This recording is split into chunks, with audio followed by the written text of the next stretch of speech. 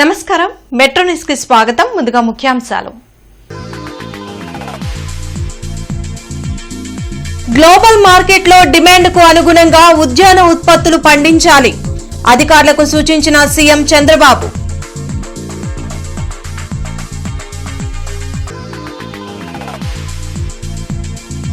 కాలానుగుణంగా పార్టీలో మార్పులు రావాలి. పార్లమెంటరీ కమిటీల శిక్షణా తరగతుల్లో మంత్రి నారా లోకేష్.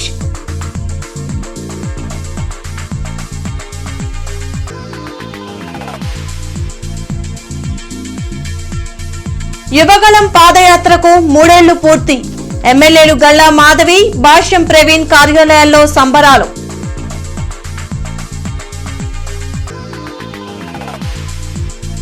కార్పొరేషన్ కార్యాలయంలో ఆకస్మిక తనిఖీ చేసిన కమిషనర్ మయూర్ అశోక్. సకాలంలో ఉద్యోగులు విధులకు రాకుంటే చర్యలు తప్పవని హెచ్చరిక.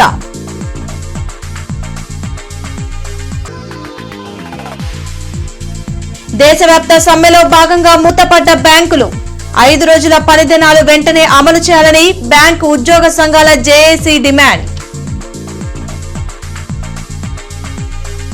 గ్లోబల్ మార్కెట్ లో డిమాండ్ కు అనుగుణంగా ఉద్యాన ఉత్పత్తులు పండించాలని సీఎం చంద్రబాబు అధికారులకు సూచించారు.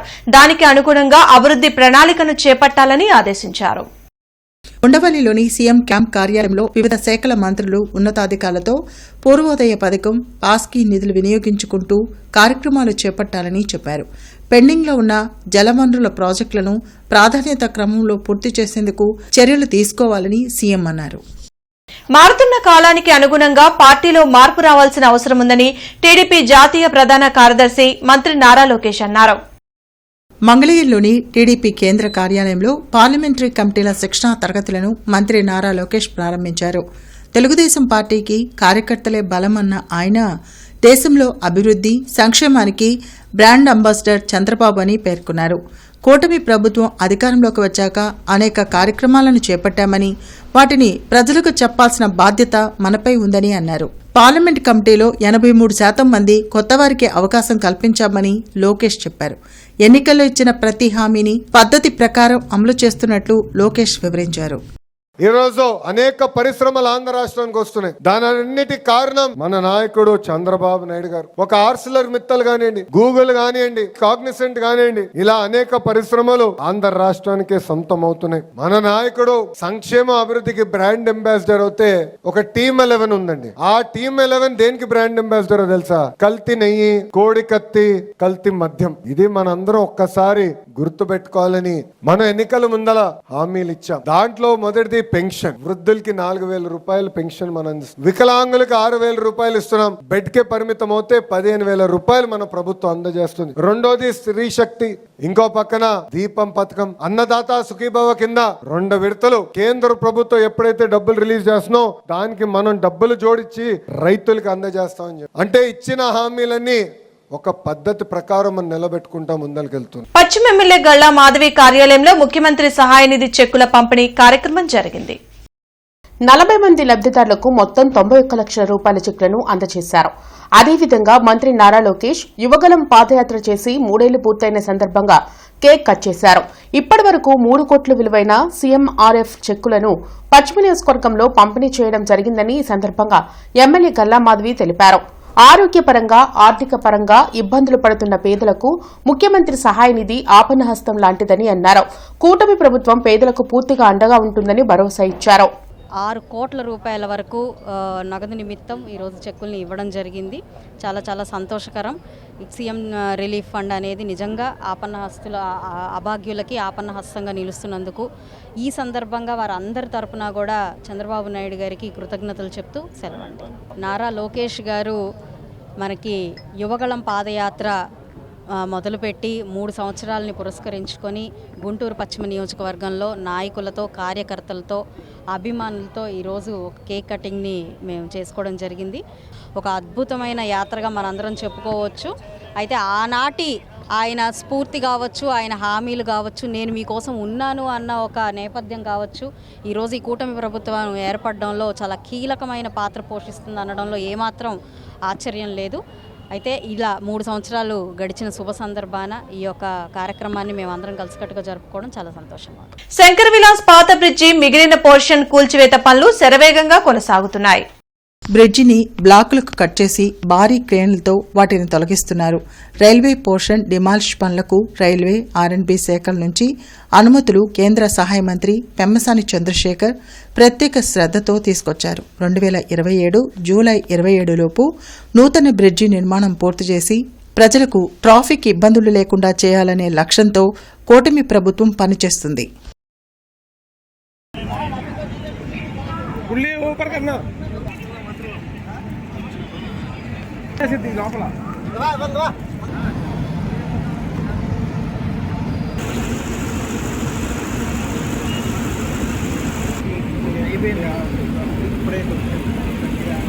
టీడీపీ జాతీయ ప్రధాన కార్యదర్శి మంత్రి నారా లోకేష్ యువగలం పాదయాత్ర చేపట్టి 3 ఏళ్లు పూర్తయిన సందర్భంగా ఎమ్మెల్యే భాష్యం ప్రవీణ్ క్యాంపు కార్యాలయంలో సంబరాలు జరిగాయి.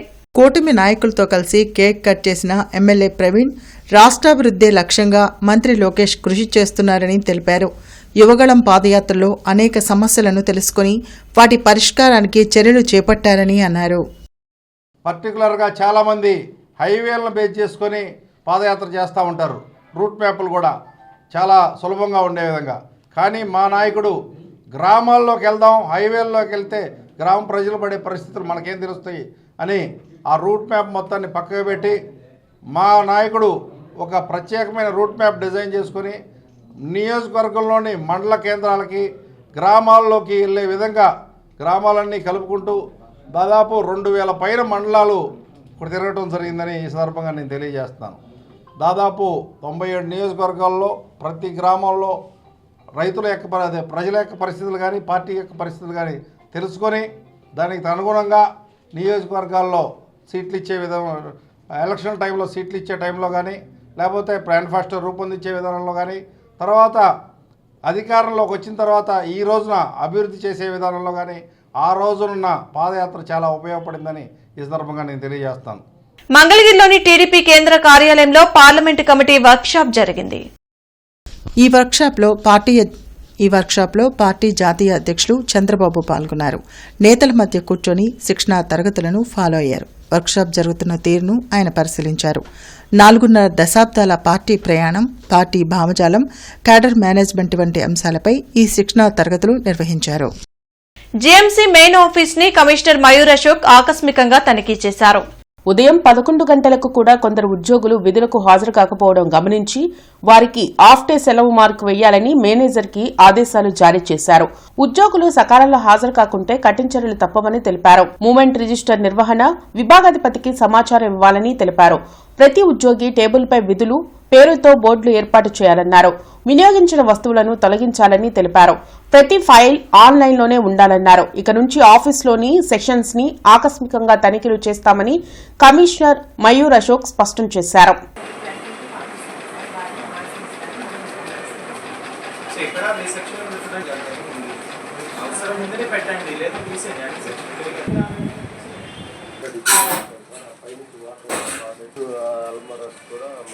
ఒకటే ఫైర్ ఎగ్జిక్యూషన్ ఉందా? ఎంత తప్పించండి, ఇంత వాళ్ళని ఎలా వాడాలి ట్రైనింగ్ ఇవ్వండి. మన రికార్డ్ స్కానింగ్ ఏం జరగలేదా? All India bank employees union ఆధ్వర్యంలో 5 రోజుల పని విధానం కోరుతూ సమ్మె నిర్వహించారు. ఈ సందర్భంగా వారు మాట్లాడుతూ దాదాపు 10 సంవత్సరాల నుంచి 5 రోజుల పని విధానాన్ని అమలు చేయాలని బ్యాంకింగ్ వ్యవస్థ కోరుతుందని తెలిపారు. ఇప్పటికే రిజర్వ్ బ్యాంక్, నాబార్డ్ ఇదే విధానాన్ని బ్యాంకింగ్ వ్యవస్థకు అమలు చేస్తుందని తెలిపారు. ఉదయం 10 గంటల నుంచి సాయంత్రం 5 గంటల వరకు శ్రమతో కూడిన పని విధానాన్ని నిర్వహిస్తున్నామని, 5 రోజుల విధానం అనంతరం మళ్లీ ఉత్తేజంతో పనిచేయగలుగుతామని తెలిపారు. ఈ కార్యక్రమంలో బ్యాంక్ ఎంప్లాయీస్ యూనియన్ నాయకులు కిషోర్ కుమార్, రామకృష్ణ, ఏఐటియుసి నాయకులు, బ్యాంకు విభాగాలకు సంబంధించిన నాయకులు పాల్గొన్నారు. ఒక విధమైన మెంటల్ స్ట్రెస్ తో పనిచేస్తున్నారు కనుక ఖచ్చితంగా కూడా వర్క్ లైఫ్ బ్యాలెన్స్ ఉండాలంటే బ్యాంకింగ్ ఉద్యోగులకు కూడా 5 రోజుల పని దినాన్ని అమలు చేసినట్లయితే ఖచ్చితంగా ఆ మరుసటి రోజున చాలా మంచి ఉత్సాహంతో పనిచేస్తారు. కాబట్టి ఖచ్చితంగా కూడా ఈ యొక్క బ్యాంకింగ్ పని దినాలని 5 రోజులకి కుదించాలి. అసలు జరిగిన విషయం ఏంటంటే ఆల్రెడీ ఇండియన్ బ్యాంక్స్ అసోసియేషన్ 5 రోజుల పని విధానాన్ని ఒప్పుకోవడం జరిగింది. దానికి సంతకాలు కూడా జరిగినాయి. అవి కేవలం ఈ 5 రోజుల పని దినాలు అనేది 2022లో మా 12వ వేతన సవరణలో మాకు ఒప్పుకున్న డిమాండ్ ఇది. ఈ ఒప్పుకున్న డిమాండ్ని ఇంతవరకు గవర్నమెంట్ దీన్ని ఇంప్లిమెంట్ చేయలేకపోయింది. దానికోసం అని ఈరోజు మేము దేశవ్యాప్త సమ్మెకు దిగడం జరిగింది. ఇప్పటికైనా ప్రభుత్వాలు బ్యాంక్ ఎంప్లాయీస్ కోరికను గమనించి వాళ్ళ డిమాండ్కి అనుగుణంగా దేశంలో 5 రోజుల పనిదినాలని ప్రవేశపెట్టవలసిందిగా మీ మీడియా ద్వారా గవర్నమెంట్ కోరుకుంటున్నాం. అఖిల భారత కిసాన్ సభ జాతీయ కౌన్సిల్ ఈ నెల 29 నుండి గుంటూరులో జరగనున్నాయి. టీటీడీ కళ్యాణ మండపం శ్రీ వెంకటేశ్వర విజ్ఞాన మందిరంలో 4 రోజుల పాటు సెమినార్లు, సాంస్కృతిక కార్యక్రమాలు, ఎగ్జిబిషన్లు కొనసాగనున్నాయి. ఈ వివరాలను ఆహ్వాన సంఘం ప్రతినిధులు కె ప్రభాకర్ రెడ్డి, కెఎస్ లక్ష్మణరావు, వి కృష్ణయ్య, అజయ్ కుమార్ తదితరులు మీడియాకు వెల్లడించారు. దేశంలో ఏ ఒక్క పంటకు గిట్టుబాటు ధర లభించడం లేదని చెప్పారు. సంక్షోభంలో ఉన్న వ్యవసాయ రంగం, రైతాంగ సమస్యలపై సుదీర్ఘంగా చర్చించడం జరుగుతుందని తెలిపారు. జాతీయ కౌన్సిల్ సమావేశాల్లో అందరూ పాల్గొని విజయవంతం చేయాలన్నారు. ఈరోజు దేశవ్యాప్తంగా వ్యవసాయ రంగం, రైతాంగం ఉన్న పరిస్థితులు మనందరికీ తెలిసినవి. చాలా సంక్షోభంలో ఉన్నాయి. ఏ పంటకి కూడా గిట్టుబాటు ధర లేనటువంటి పరిస్థితిని చూస్తూ ఉన్నాం. ఇంకా అనేక రకాలైన ఇష్యూస్ మన ముందుకి వస్తూ ఉన్నాయి. ఈ అంశాలన్నీ కూడా ఈ జాతీయ కౌన్సిల్ సమావేశాల్లో చర్చించబోతున్నాం. మరి ఈ సందర్భంగా 29 నుంచి ప్రతిరోజు కూడా కొన్ని సెమినార్లు, సాంస్కృతిక కార్యక్రమాలు, అలా వెంకటేశ్వర విజ్ఞాన మందిరం ఆవరణ ప్రాంగణంలో ఎగ్జిబిషన్ ఇవన్నీ కూడా జరగబోతూ ఉన్నాయి. వీటికి సంబంధించినటువంటి వివరాలని రాష్ట్ర రైతు సంఘం ప్రధాన కార్యదర్శి ప్రభాకర్ రెడ్డి తెలియజేస్తారు. ఒక ప్రారంభం అగ్రికల్చర్ యూనివర్సిటీ వైస్ ఛాన్సలర్ ఇక్కడ హాజరవుతారు. అదేవిధంగా శాస్త్రవేత్తలు, రకరకాల వాళ్ళు ఈ జిల్లాకు సంబంధించి రాష్ట్రం, తెలంగాణ నుంచి కూడా శాస్త్రవేత్తలు ఇక్కడ రాబోతున్నారు. దాంతోపాటు ఈ రాష్ట్రంలో ఉన్న రైతాంగ ఉద్యమాల్లో పాల్గొన్న అఖిలపక్ష రైతు సంఘాలందరూ కూడా పాల్గొంటారు. అందువల్ల ఈ కార్యక్రమానికి సంబంధించి 50 మంది పాల్గొనే విధంగానే కార్యక్రమం ఏర్పాటు చేయడం జరిగింది. 1936లో ఏఏకే స్థాపించిన తర్వాత దేశంలో, రాష్ట్రంలో అనేక ఉద్యమాలు చేపట్టిన నేపథ్యంలో అవన్నీ కూడా ఉద్యమాలకు సంబంధించి కూడా ఒక ఎగ్జిబిషన్గా రూపంలో చూపించడం జరుగుతుంది. దాంతోపాటు ఇవాళ భవిష్యత్తులో ప్రజలు కొనుగోలు చేసే నిత్యావసర వస్తువుల ధరలు కూడా ఏ విధంగా పెరగబోతున్నాయి, ఈ నూతన చట్టం వల్ల రైతు ఏ విధంగా ఇబ్బంది పడతారు, అదేవిధంగా భూమి నుంచి పారిపోయే విధంగా కార్పొరేట్లని ఇవాళ పూర్తిగా వాళ్ళకి ఆధీనంలో వచ్చే విధంగా ఈ చట్టాలు ఇవన్నీ కూడా వివరంగా దాంట్లో ఉంటాయి. జీవో నెంబర్ 36ను వెంటనే అమలు చేయాలని ఆంధ్రప్రదేశ్ రాష్ట్ర వ్యవసాయ సహకార సంఘాల ఉద్యోగుల ఐక్యవేదిక డిమాండ్ చేసింది. పలు న్యాయమైన డిమాండ్ల పరిష్కారానికే గుంటూరులోని సహకార శాఖ కమిషనర్ కార్యాలయం ఎదుట వంటావార్పు నిర్వహించి నిరసన తెలిపారు. ఈ ఆందోళనకు కార్మిక సంఘాల నాయకులు వెలుగురి రాధాకృష్ణమూర్తి, మాల్యాద్రి, అంజుబాబు, హనుమంతరావు తదితరులు మద్దతు తెలిపారు. ఉద్యోగులకు వేతన సవరణ చేయాలని, ఇతర సమస్యలను పరిష్కరించాలని మువ్వా వెంకటేశ్వరరావు, తోటా వెంకటరామయ్య డిమాండ్ చేశారు. లేని ఎడల ఫిబ్రవరి 16 నుంచి నిరవధిక సమ్మెలోకి వెళతామని హెచ్చరించారు. ఈ సహకార సంఘ ఉద్యోగులకు 36 జీవోని అమలు పరిచి మా యొక్క జీతాలు నెల డిఎల్ఐసి ఫండ్ ఏర్పాటు చేసి డిఎల్ఐసి ఫండ్ ద్వారా సక్రమంగా ప్రతి నెల జీతాలు ఇచ్చి వాళ్ళు మేము బదిలీలు పెట్టాలంటున్నారు. మీరు మాకు డిఎల్ఐసి ఫండ్ ఏర్పాటు చేసి మా జీతాలు మాకు సొసైటీ లాభ నష్టాలతో సంబంధం లేకుండా జీతాలు ఇచ్చి మీరు ఏ జిల్లాకు ట్రాన్స్ఫర్ చేసుకున్నా, ఏ సొసైటీకి ట్రాన్స్ఫర్ చేసినా మాకు అలాంటి యూనియన్ పరంగా అభ్యంతరం లేదు. ఈ విధంగా మేము చెప్పిన ప్రకారం డిఎల్ఐసి ఫండ్ ఏర్పాటు చేసి మాకు జీతాలు ఇస్తే మేము కూడా యూనియన్ పరంగా అండర్టేకింగ్ ఇవ్వడానికి సిద్ధంగా ఉన్నాము. కాబట్టి మాకు ఎలాంటి ఒడిదుడుకు లేకుండా మాకు కావాల్సిన బెనిఫిట్స్ అన్నీ ఇప్పుడు జరిగేది ఏంటంటే ఒక సొసైటీ నుంచి ఇంకో సొసైటీ ట్రాన్స్ఫర్ చేస్తున్నారు. ట్రాన్స్ఫర్ చేసినప్పుడు ఇక్కడ అతనికి సంబంధించిన రిటైర్మెంట్ బెనిఫిట్స్ అన్నీ కూడా ఈ ఉద్యోగితో పాటు ఈ సంఘం నుంచి ఆ సంఘానికి ట్రాన్స్ఫర్ చేయాలా. అవన్నీ సక్రమంగా చేసి మీరు ఎలాంటి ట్రాన్స్ఫర్ చేసుకున్నా మేము సిద్ధమేను. కాబట్టి ఈ రాష్ట్ర కార్యాలయం గుంటూరు మిర్చియార్డ్ చైర్మన్ కుర్రా అప్పారావు గృహంలో నారా లోకేష్ యువగలం పాదయాత్రకు 3 ఏళ్లు పూర్తయిన సందర్భంగా కేక్ కట్ చేశారు. ఈ కార్యక్రమంలో అప్పారావుతో పాటు ఎమ్మెల్యే భాష్యం ప్రవీణ్, కార్పొరేటర్ కొమ్మినేని కోటేశ్వరరావు, ఇతర నాయకులు పాల్గొన్నారు. వైసీపీ రాక్షస పాలనను అంతమొందించేందుకు వేసిన తొలి అడిగే నారా లోకేష్ యువగళం పాదయాత్ర అని నేతలు తెలిపారు.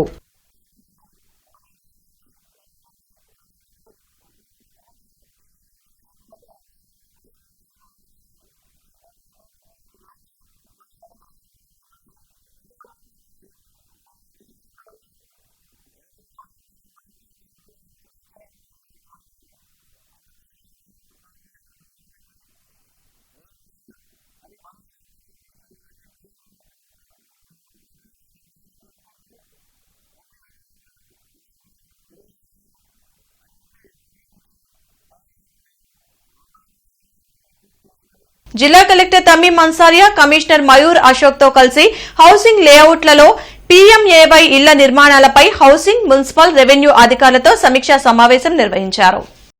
ఈ సందర్భంగా జిల్లా కలెక్టర్ తమీం అన్సారియా మాట్లాడుతూ హౌసింగ్ లేఅవుట్లో ప్రజలకు అవసరమైన మంచినీరు, విద్యుత్, రహదారులు తదితర మౌలిక సదుపాయాలు ప్రాధాన్యత క్రమంలో ఏర్పాటుకు సంబంధిత అధికారులు వెంటనే ప్రతిపాదనలు అందించాలన్నారు. హౌసింగ్ లేఅవుట్లలో గతంలో వివిధ మౌలిక సదుపాయాలు అభివృద్ధికి వినియోగించిన నిధుల వివరాలను అందించాలన్నారు. లేఅవుట్ల వారీగా లబ్ధిదారులకు కేటాయించిన వాటిలో నిర్మాణాలు ప్రారంభించినవి, పూర్తయినవి, కేటాయించకుండా ఖాళీగా ఉన్న ఫ్లాట్ల వివరాలను మ్యాపులతో సహా నివేదిక ఇవ్వాలని సూచించారు. ఆప్షన్ 3లో నిర్మించిన ఇళ్లలో స్టేజ్, క్వాలిటీ డీవియేషన్స్ ను కాంట్రాక్టులతో వెంటనే సరిచేసేలా హౌసింగ్ అధికారులు చర్యలు తీసుకోవాలన్నారు. కమిషనర్ మయూర్ అశోక్ పాతగుంటూరు, యాదవుల బజార్, బాలాజీనగర్, ఎల్బీ నగర్ లో క్షేత్రస్థాయి పర్యటనలో భాగంగా విధుల్లో నిర్లక్ష్యంపై ఏఈఆర్ఐ కళ్యాణ మండపం కేర్ టేకర్లకు షోకాజ్ నోటీసులు జారీ చేశారు. కేటాయించిన విధుల పట్ల అంకిత భావం, సమగ్ర అవగాహన కలిగి ఉండాలని, నిర్లక్ష్యంగా ఉండే వారిపై కఠిన చర్యలు తప్పవని కమిషనర్ మయూర్ అశోక్ హెచ్చరించారు. త్రాగునీటి పైప్లైన్, డ్రైనేజీ లైన్లు సమాంతరంగా ఉండడానికి వీల్లేదని స్పష్టం చేశారు. 100% ఆస్తి పన్ను వసూలు, అండర్ అసెస్మెంట్లు ఉండడానికి వీల్లేదన్నారు.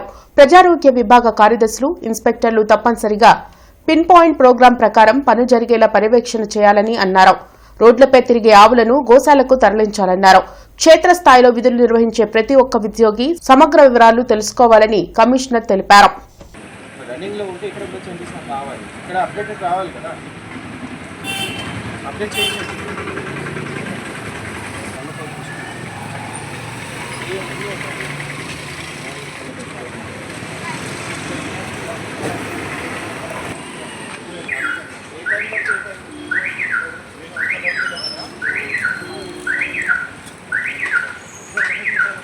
గుంటూరు నగరంలో అదనపు జిల్లా న్యాయస్థానాల్లో పబ్లిక్ ప్రాసిక్యూటర్లను నియమిస్తూ రాష్ట్ర ప్రభుత్వం ఉత్తర్వులు జారీ చేసింది.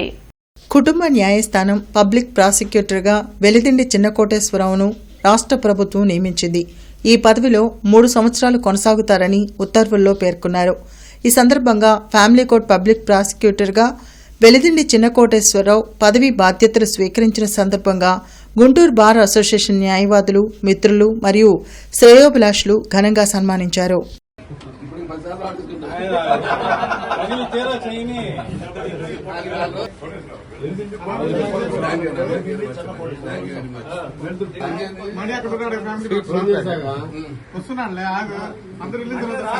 గుంటూరు జిల్లా ఎస్పీ, ట్రాఫిక్ డీఎస్పీ సూచనల మేరకు east traffic inspector Ashok Kumar, east traffic SI Ravindrababu Pedakakani రోడ్లోని సిమ్స్ కాలేజ్ నందు ట్రాఫిక్ అవగాహన కార్యక్రమాన్ని నిర్వహించారు. ఈ సందర్భంగా east traffic police station inspector A Ashok Kumar మాట్లాడుతూ రోడ్డు భద్రత ప్రతి ఒక్కరి బాధ్యత అని తెలిపారు.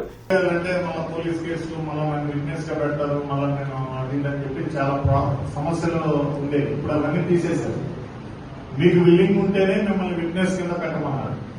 మీరు నేషనల్ హైవే మీద అయితే మీరు యాక్సిడెంట్ ఎక్కడైనా జరిగితే మీరు నియర్ బై కనుక ఉంటే, ఆ ప్రదేశంలో మీరు ఉంటే, మీరు ఏ కార్పొరేట్ హాస్పిటల్లోనైనా ఇమ్మీడియట్ గా తీసుకెళ్లి అడ్మిట్ చేయవచ్చు. 1,50,000 రూపాయలు ఉన్నటువంటి వైద్యం ఫ్రీగా అందిస్తారు. సెంట్రల్ గవర్నమెంట్ 1,50,000 రూపాయలు ఉన్నటువంటి వైద్యాన్ని అక్కడ ఉన్న డాక్టర్స్ ఎవరు కూడా రిఫ్యూజ్ చేయడానికి లేదు. మేము అడ్మిషన్ చేసుకోవడం అంటే పెద్ద క్రిమినల్ కేసు. బులెటిన్ ముగించే ముందు ముఖ్యాంశాలు మరోసారి. గ్లోబల్ మార్కెట్లో డిమాండ్కు అనుగుణంగా ఉద్యాన ఉత్పత్తులు పండించాలి, అధికారులకు సూచించిన సీఎం చంద్రబాబు.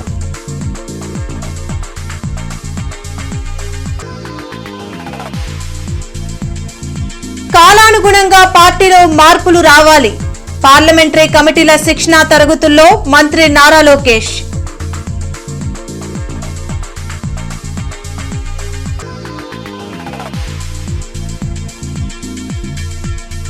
యువగలం పాదయాత్రకు 3 ఏళ్లు పూర్తి, ఎమ్మెల్యేలు గల్లా మాధవి, భాష్యం ప్రవీణ్ కార్యాలయాల్లో సంబరాలు.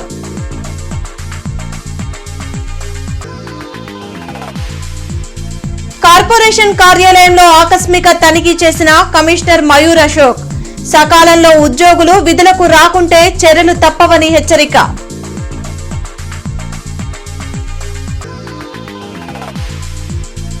దేశవ్యాప్త సమ్మెలో భాగంగా మూతపడ్డ బ్యాంకులు 5 రోజుల పనిదినాలు వెంటనే అమలు చేయాలని బ్యాంకు ఉద్యోగ సంఘాల జేఏసీ డిమాండ్. ఈ వార్తలు ఇంతటితో సమాప్తం. నమస్కారం.